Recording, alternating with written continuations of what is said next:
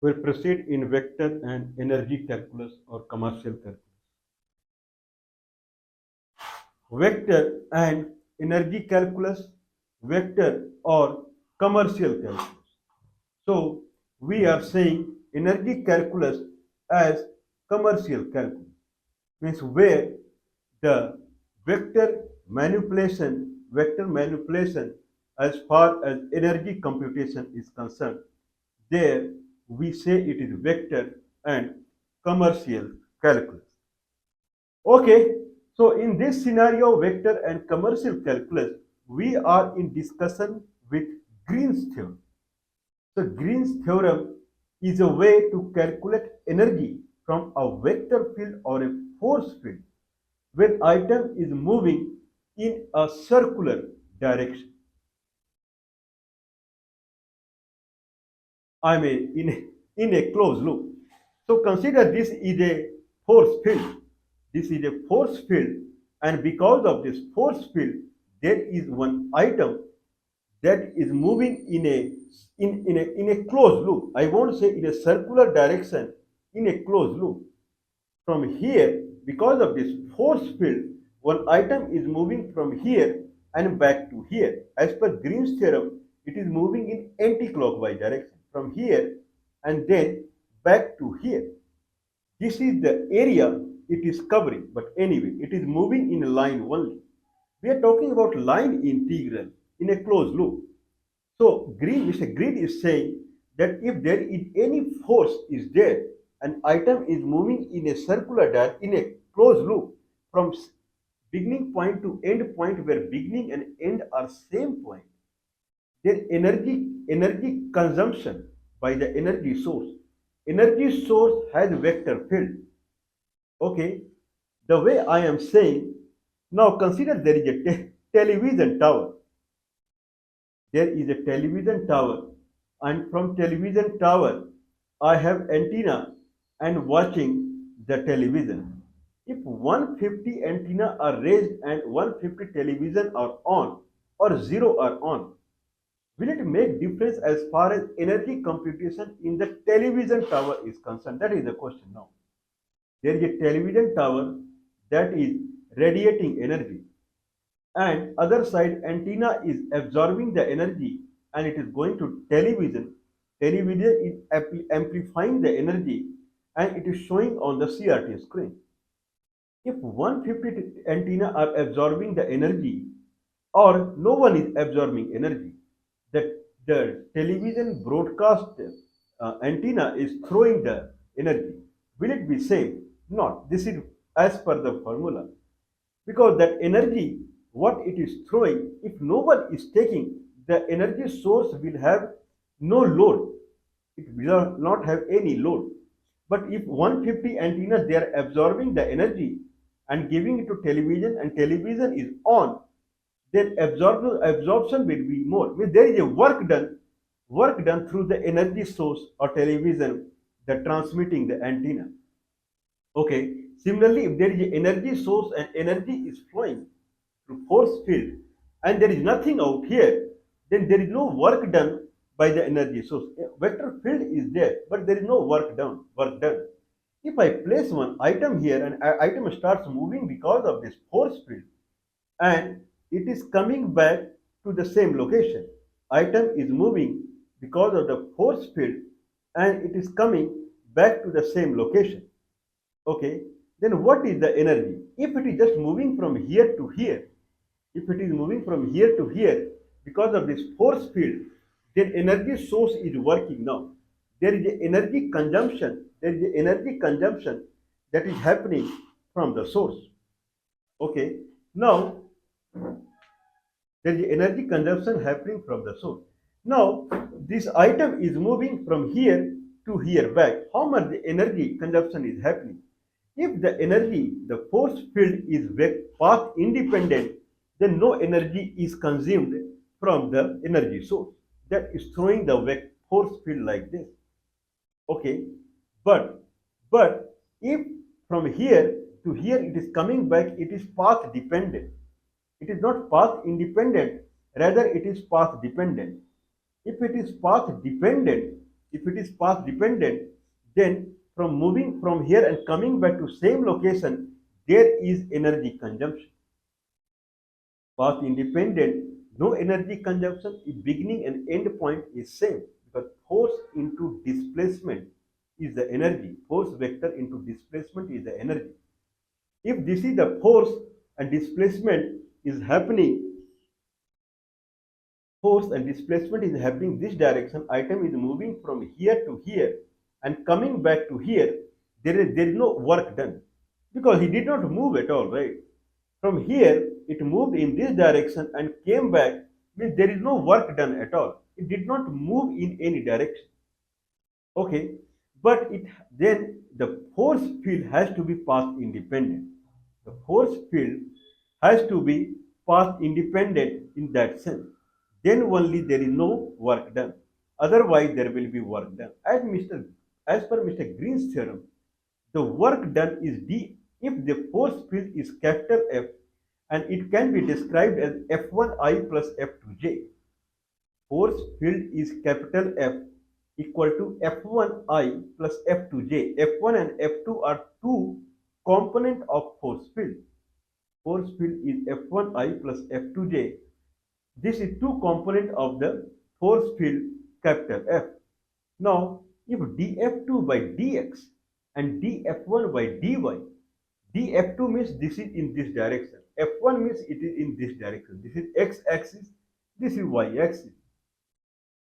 If the force field F1 is changing along y direction and force field F2 is changing along x direction, then if I take any distance in vertical direction, then force will create a torque.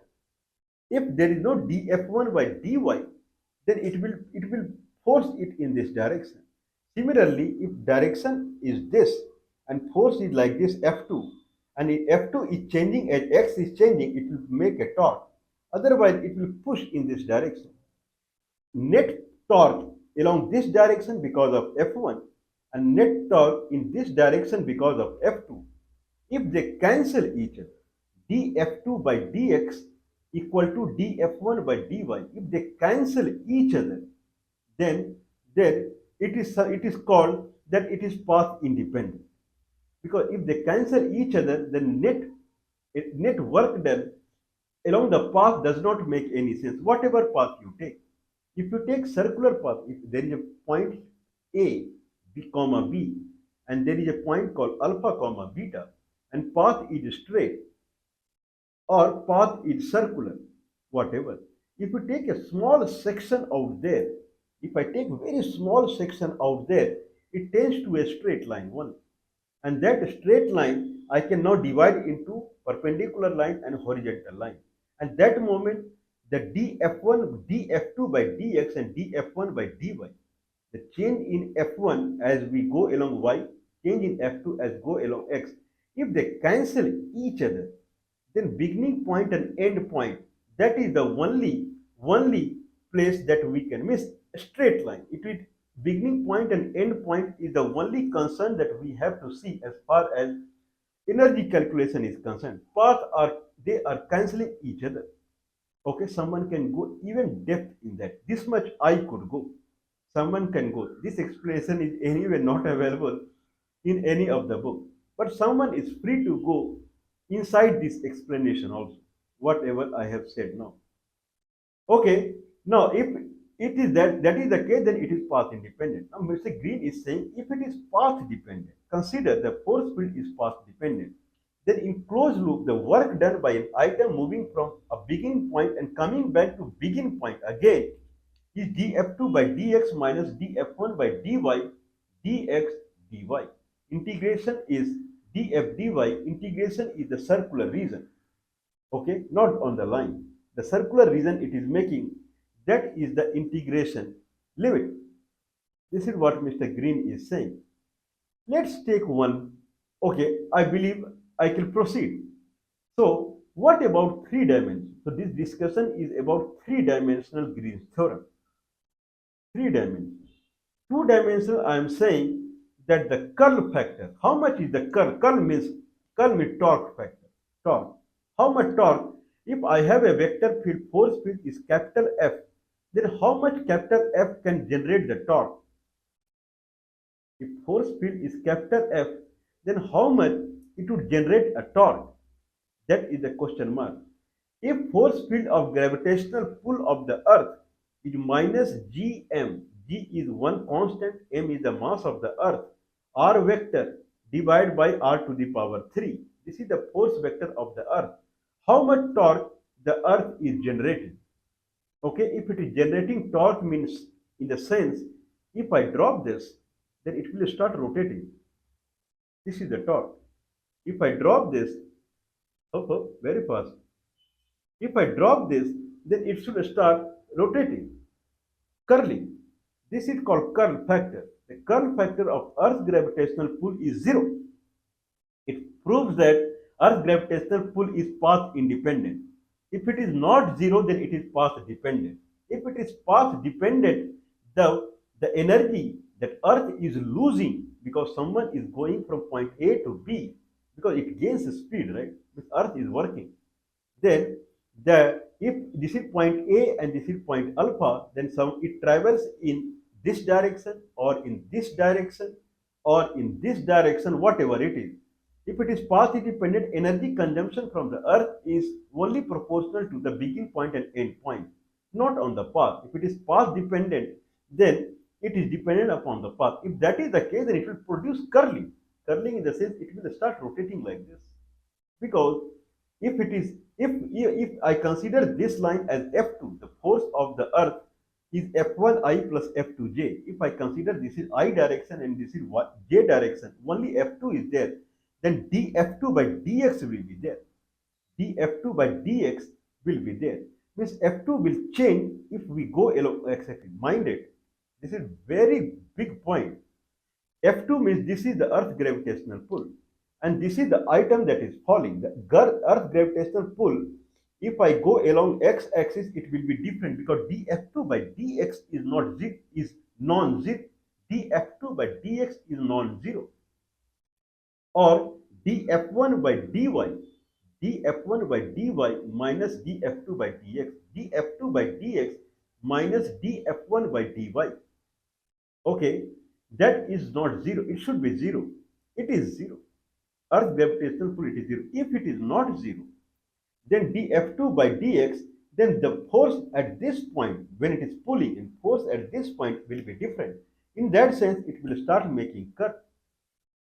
Or if consider that if it is same, then if I attach the like this, then force along this direction will be not be same. Again, it will make a curve. Okay, if it is not making curve when something is falling straight, means earth gravitational is path independent. Now, how we calculate the curling factor or the torque, that is dF2 by dx minus, if it is path independent, then dF2 by dx equal to dF1 by dy. If it is path independent, then it is dF2 by dx minus dF1 by dy. dF2 by dx equal to dF1 by dy. If that is the case, then it is path independent. Means dF2 by dx minus dF1 by dy equal to 0. If it is not 0, then it is path dependent. If it is path dependent, then dF2 by dx minus dF1 by dy is some algebraic factor or numeric factor. Means that numeric factor or algebraic factor is the net torque.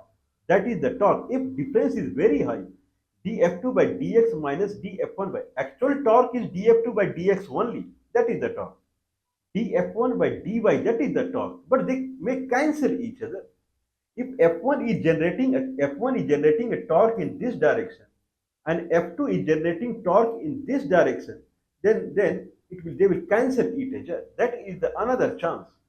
So if dF2 by dx minus dF1 by dy has to be 0 when it is path independent.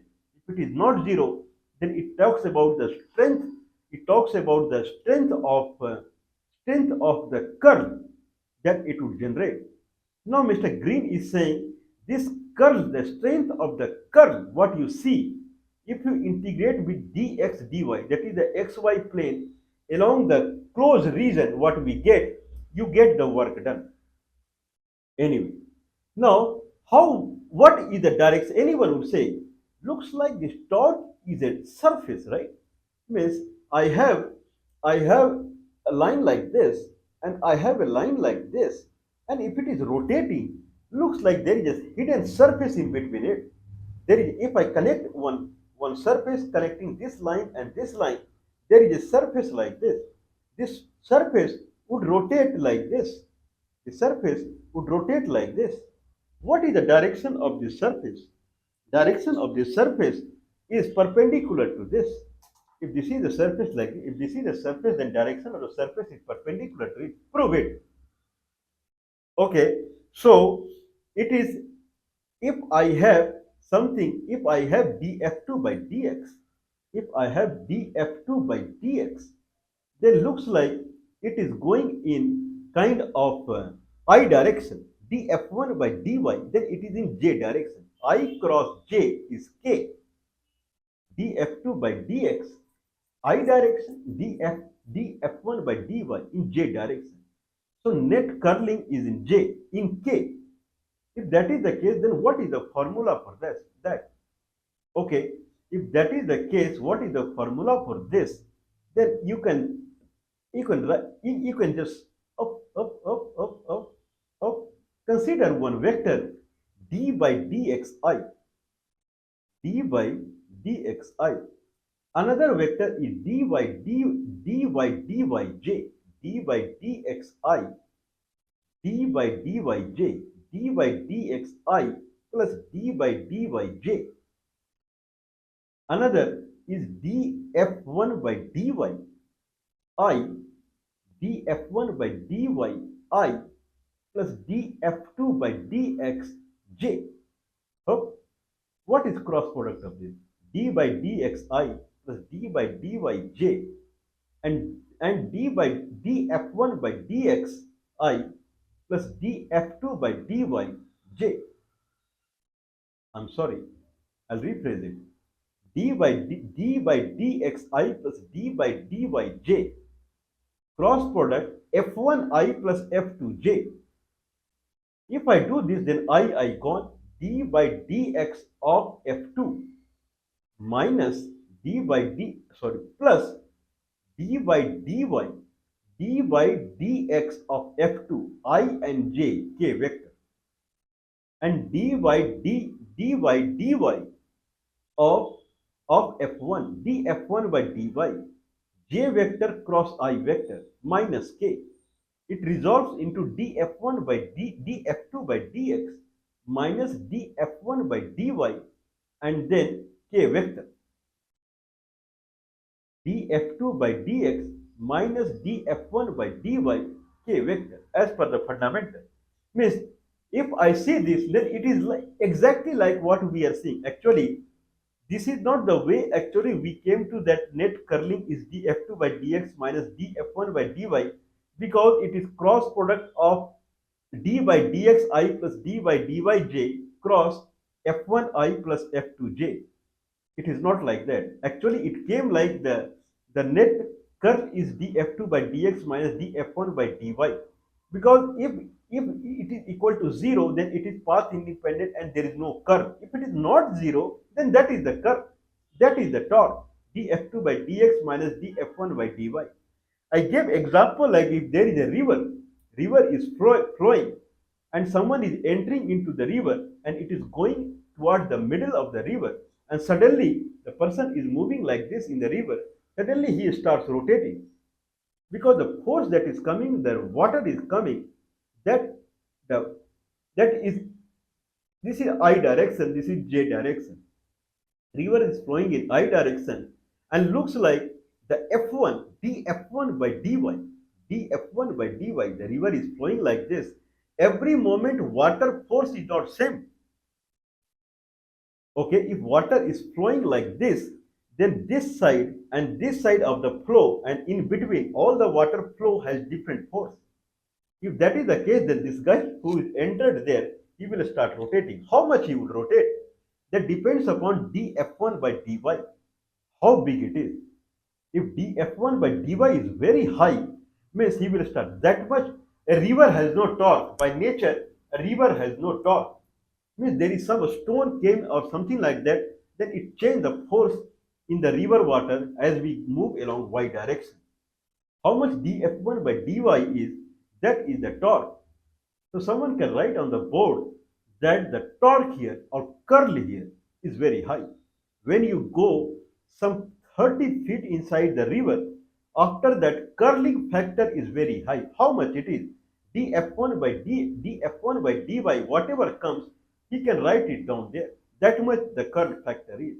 If someone is very energetic, then he can enter. Means anyway, it is advised not to enter, but some mad guy who knows that he may enter. But read it and do. Then only you go inside. That is the statement here. Okay. Now what about 3D? Consider this force field is in three dimensions. I said F1I plus F2J. Consider it is F1I plus F2J plus F3K. If this force field is in three directions, in 3D, and I am talking about a line vector, line integral along point 1 to point B. It is also in 3D. One point is A comma B comma C and other point is alpha comma beta comma gamma. Now force field is F1I plus F2J plus F3K. Force field is capital F.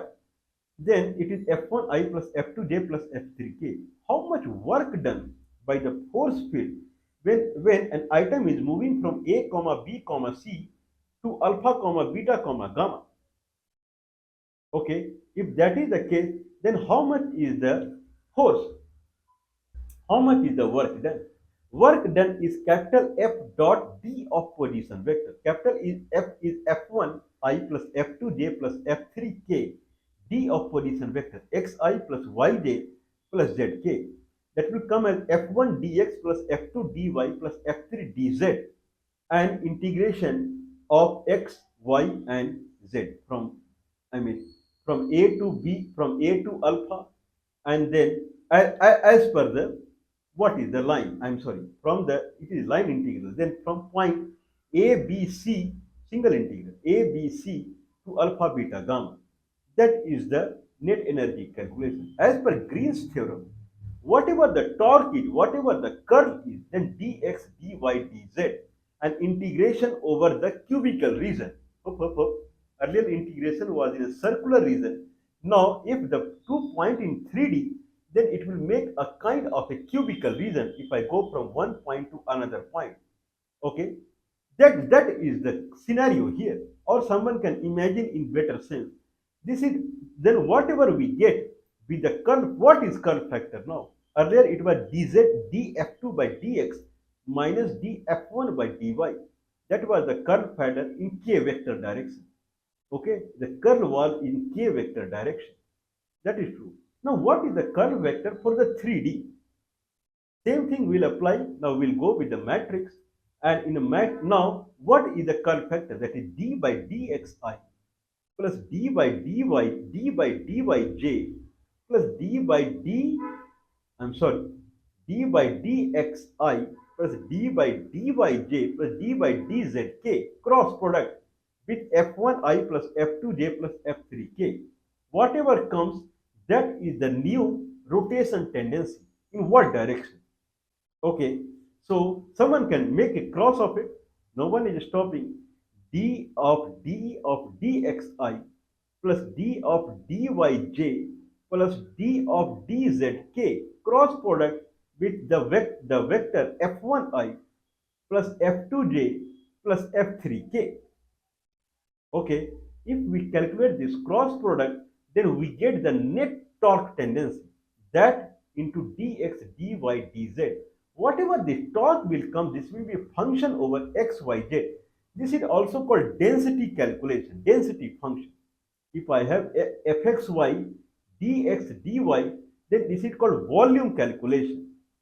Okay, if I have fxyz and dx, dy, dz, then it is also called, this fxyz is called density function, and net calculation of the density along dx, dy, dz is also called weight calculation. Earlier was volume calculation. If I have a surface that is fxy, if I have a surface that is fxy, and then dx dy we calculate the net volume of the 3D surface.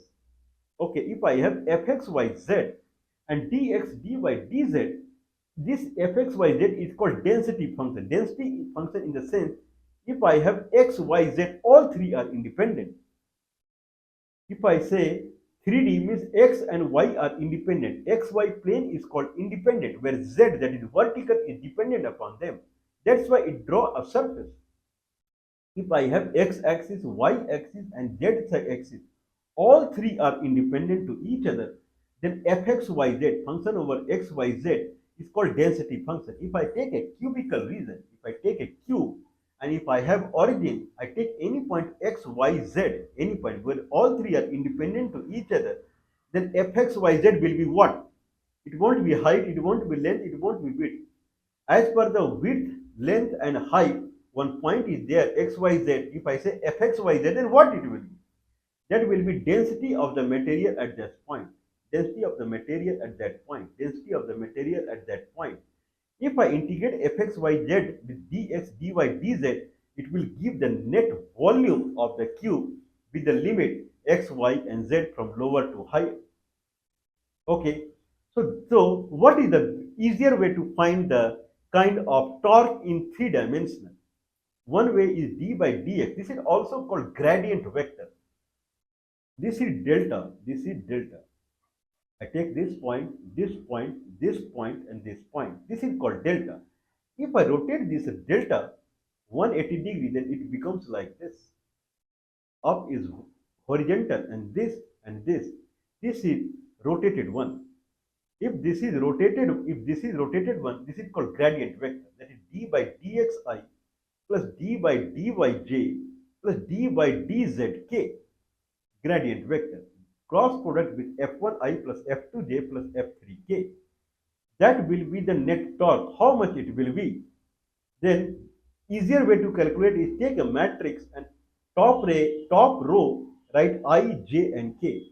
Next row will be d by dx, d by dy, d by dz. Next row will be f1, f2, f3.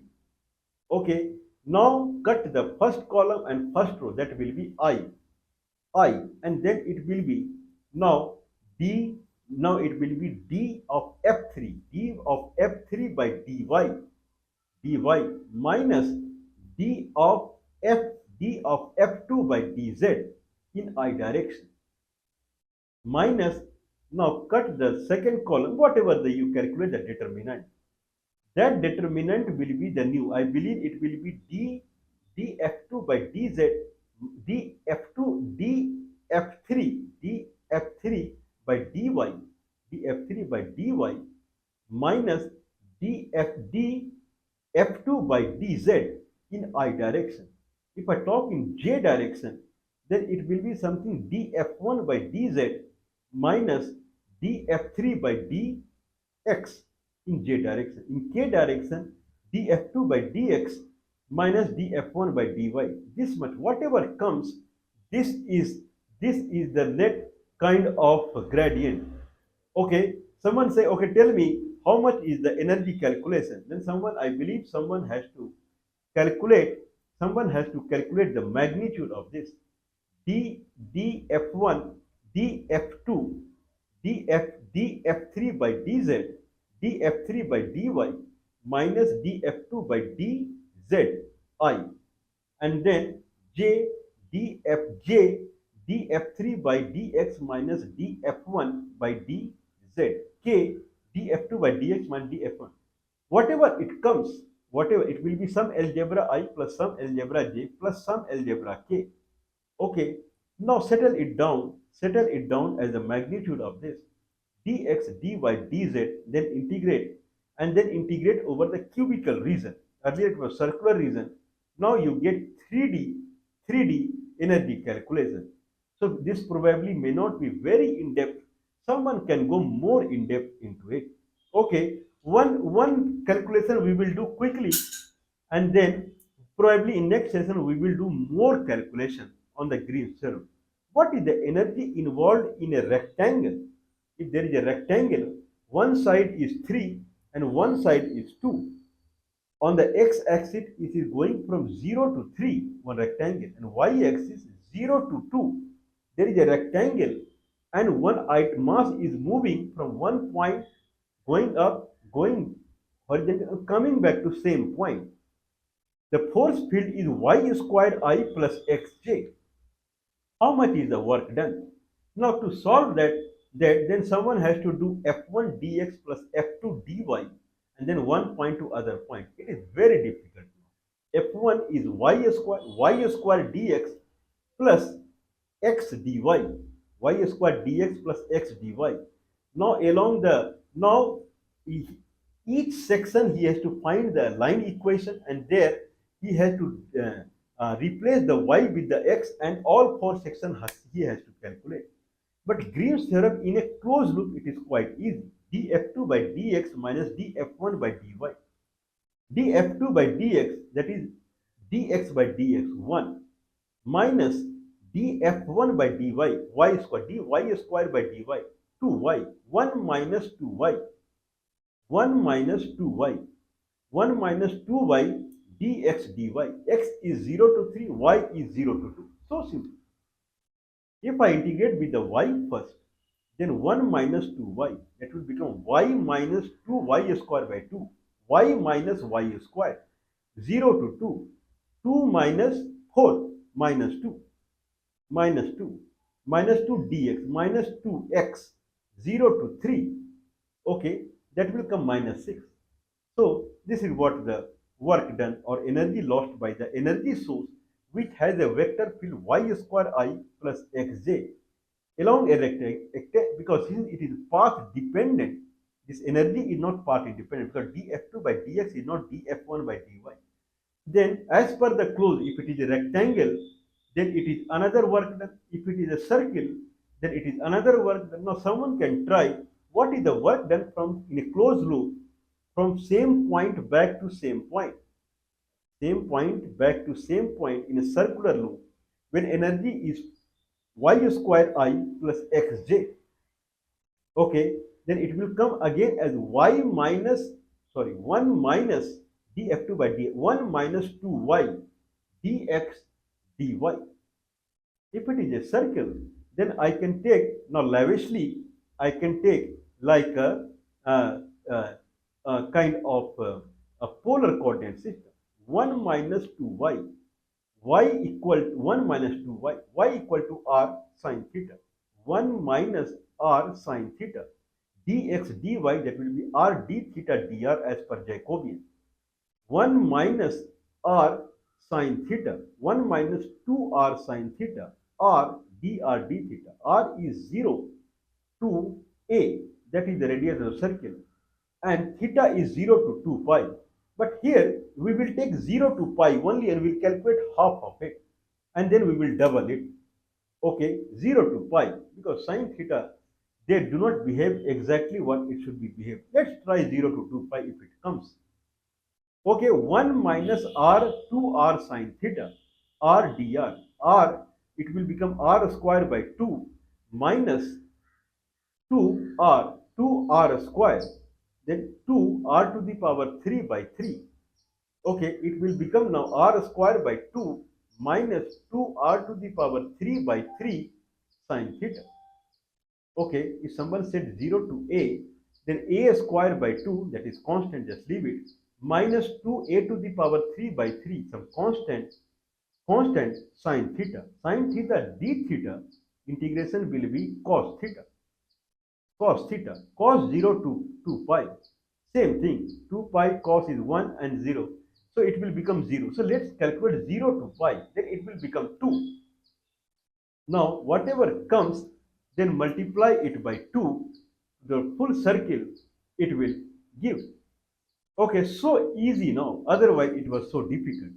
So energy calculation in a closed loop from begin point to the end point back is easy through Green's theorem, where df2 by dx minus df1 by dy, calculate the net curling or torque tendency, whatever the torque tendency is, integrate it with dx dy over the area region, and you get it.